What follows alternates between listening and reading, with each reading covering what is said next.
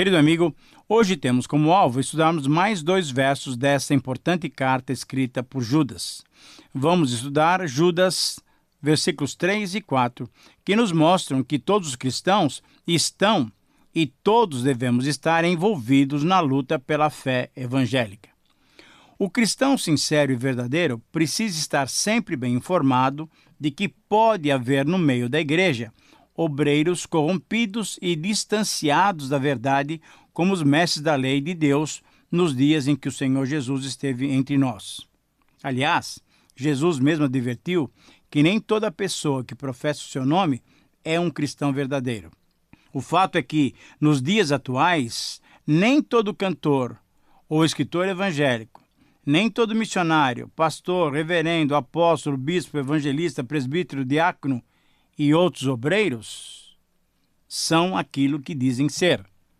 Esses tais obreiros que exteriormente parecem justos aos homens, sempre aparecem em nosso meio, vestidos como ovelhas. Eles podem até mesmo ter uma mensagem com base na Bíblia e expor altos padrões de retidão, mas a vida não condiz com a palavra. Podem parecer sinceramente empenhados na obra de Deus e no seu reino, e demonstrar grande interesse pela salvação dos perdidos e professar amor a todas as pessoas. Parecerão ser grandes ministros de Deus, líderes espirituais de renome, ungidos pelo Espírito Santo. Parecerão. Poderão até realizar milagres, ter grande sucesso e terem multidões que os sigam, mas não há coerência entre a palavra e a vida. Querido amigo, esses homens ungidos, entre aspas, são semelhantes aos falsos profetas dos tempos antigos e aos fariseus do Novo Testamento. Longe das multidões, na sua vida em particular, os fariseus entregavam-se à rapina e à iniquidade. Eles eram cheios de ossos mortos e de toda imundície e de toda hipocrisia. Sua vida na intimidade é marcada por cobiça carnal, imoralidade, adultério, ganância e satisfação dos seus desejos egoístas. Mas eu sei que alguém está perguntando, será que tem gente assim no meio da igreja? Queridos irmãos, temos que acordar. Infelizmente, temos que admitir que sim, existe gente assim em nosso meio. Esses impostores sempre conseguem uma posição de influência na igreja e no mundo até.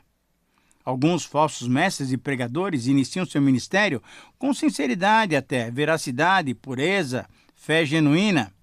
Mas mais tarde, por causa do seu orgulho e depois pelos seus próprios desejos imorais, sua dedicação pessoal e amor a Cristo vão desaparecendo lentamente. Em decorrência disso, apartam-se do reino de Deus e se tornam instrumentos de Satanás disfarçados em ministros de justiça.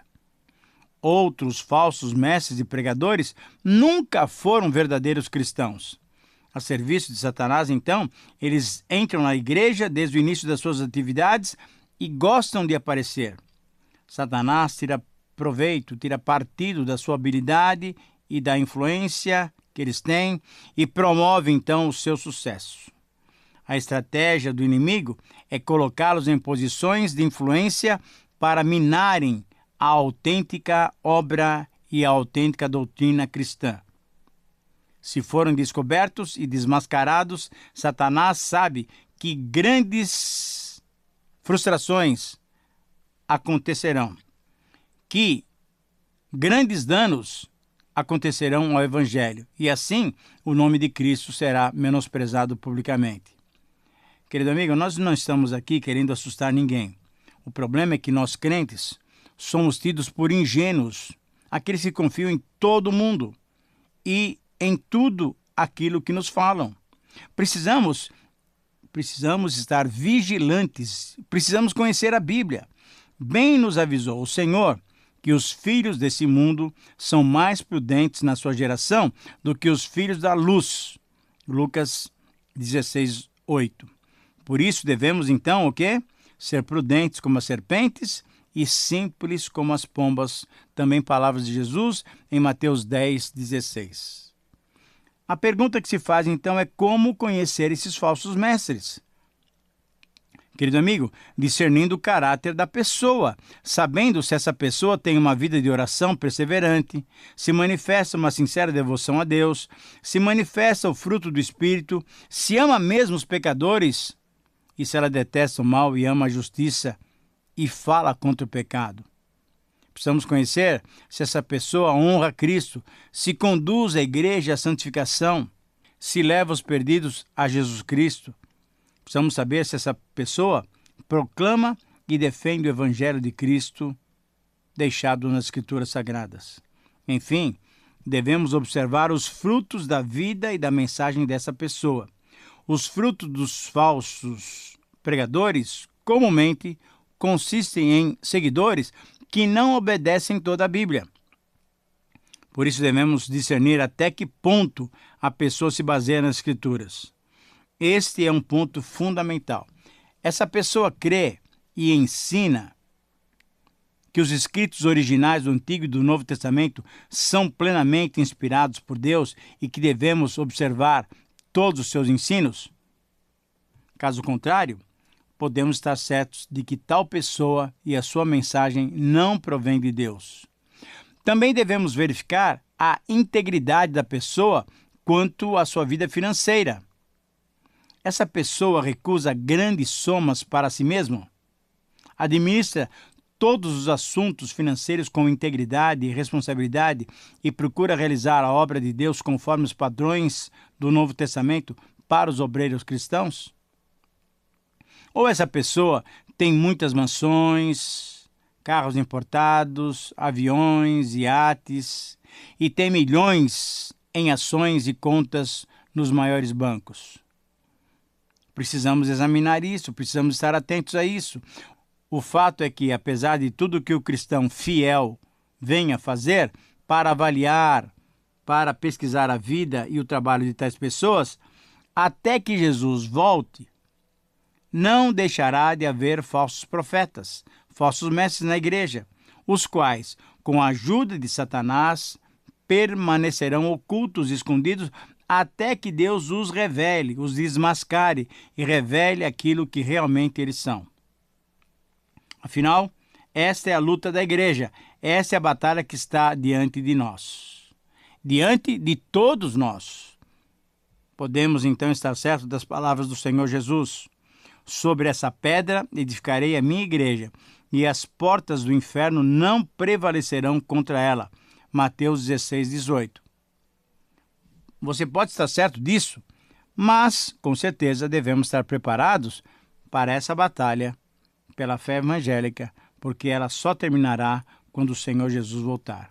Então, diante dessas verdades e tendo esses versos à nossa frente, vamos estudar, vamos refletir nesse programa com o título A Luta pela Fé Evangélica.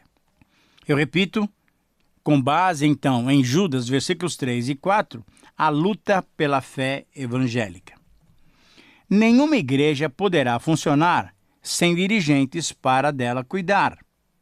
Logo, conforme Atos 14, 23, lembre-se, passagem que reflete o registro da primeira viagem missionária. As congregações locais, cheias do Espírito, buscando a direção de Deus, em oração e jejum, essas congregações elegiam certos irmãos para o cargo de presbítero ou bispo de acordo com as qualificações estabelecidas pelo próprio Espírito em 1 Timóteo 3, 1 a 7. Na realidade, é o Espírito que constitui o dirigente da igreja. O discurso de Paulo aos presbíteros de Éfeso é um trecho básico quanto aos princípios bíblicos sobre o cuidado que a igreja deve ter para com seus líderes.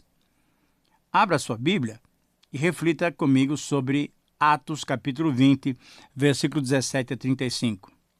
A proclamação do Evangelho e a vida coerente devem servir como indicação de que o líder é de fato um cristão autêntico.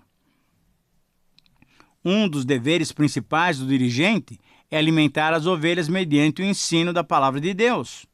Ele deve ter sempre em mente que o rebanho que lhe foi entregue é a congregação de Deus, que ele comprou para si mesmo com o seu próprio sangue. com o sangue do seu Filho amado. Por todo o texto do capítulo 20 de Atos, a partir do versículo 17, Paulo descreveu então de que maneira serviu como pastor da igreja em Éfeso, como se tornou patente toda a vontade de Deus. Ele advertiu e ele ensinou fielmente aos cristãos efésios. Daí ele poder explicar: estou limpo do sangue de todos. Atos 20, 26.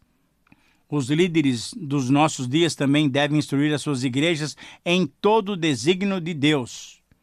Os pastores e líderes responsáveis pelo rebanho de Deus precisam lembrar das palavras de Paulo a Timóteo. Prega a palavra, insta, quer seja oportuno, quer não.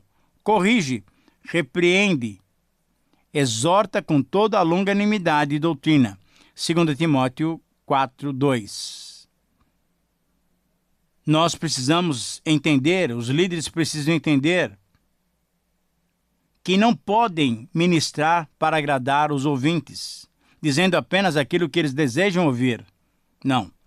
Devemos repreender, corrigir, exortar, porém com longanimidade e com base na sã doutrina. Mas além de alimentar o rebanho de Deus, o verdadeiro líder, o verdadeiro pastor, deve diligentemente resguardá-los do inimigo. Veja bem, nós temos uma dupla função: alimentar o rebanho, mas proteger o rebanho. Paulo sabia que no futuro Satanás levantaria, e tem levantado ainda hoje, falsos mestres dentro da própria igreja e também falsários vindo de fora. Esses homens desonestos se infiltrarão e atingirão, e têm se infiltrado e têm atingido o rebanho com suas doutrinas antibíblicas. Seus conceitos são mundanos, as ideias são pagãs e são humanistas. Os ensinos e a influência desses elementos arruinarão a fé bíblica do povo de Deus.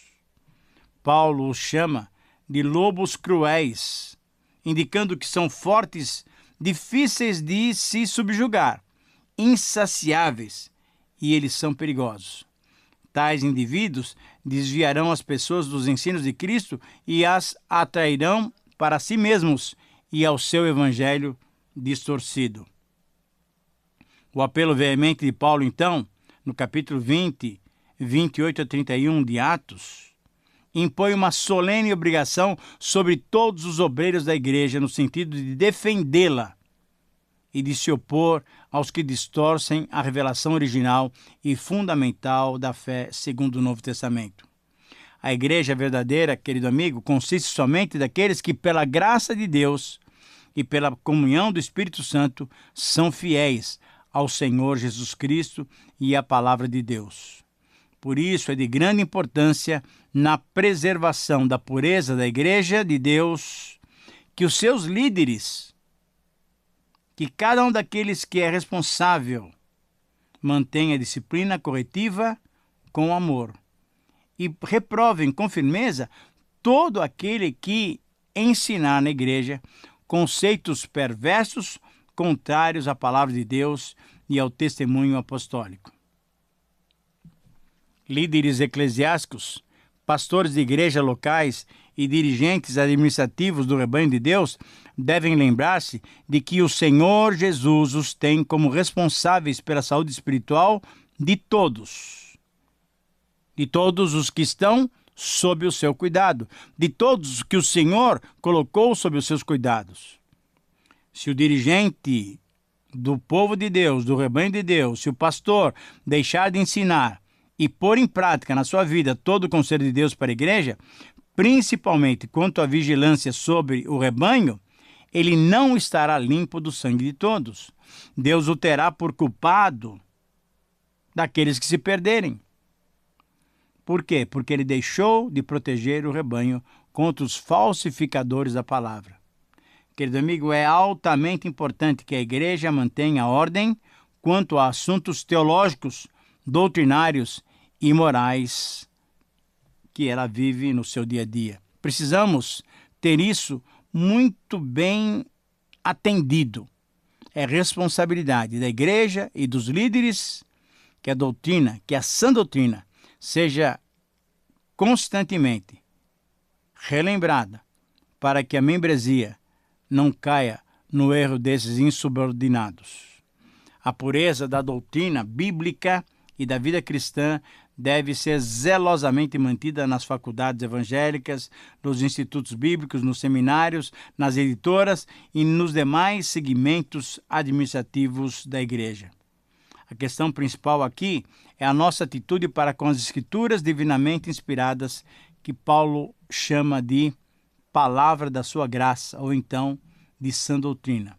Falsos mestres, pastores e líderes tentarão enfraquecer a autoridade da Bíblia através dos seus ensinos corrompidos e de princípios antibíblicos.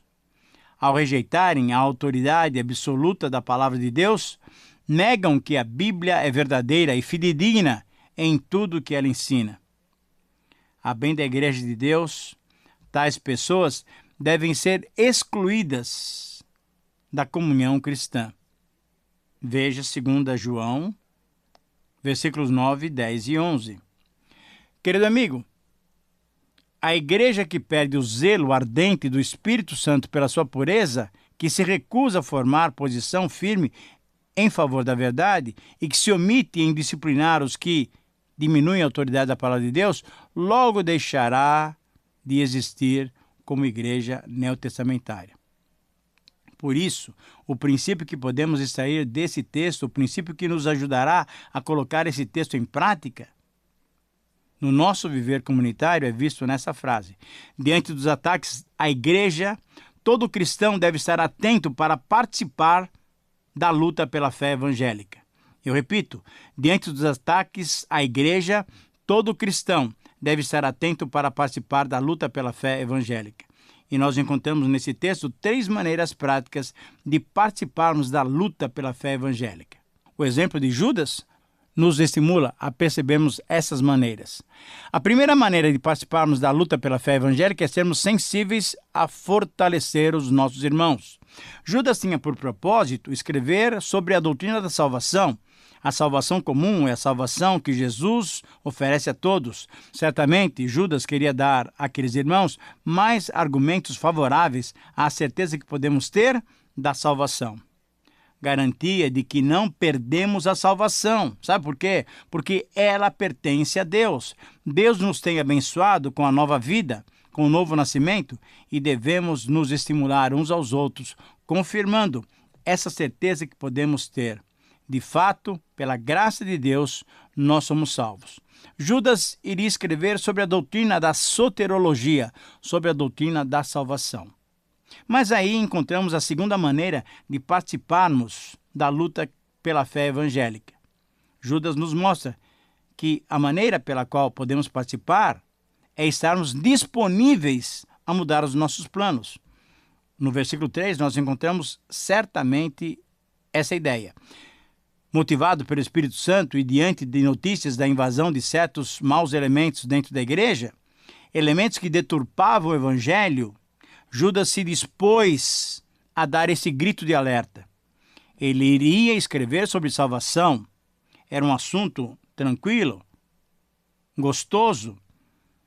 Era um assunto que afirmava a nossa possibilidade de uma nova vida em Cristo.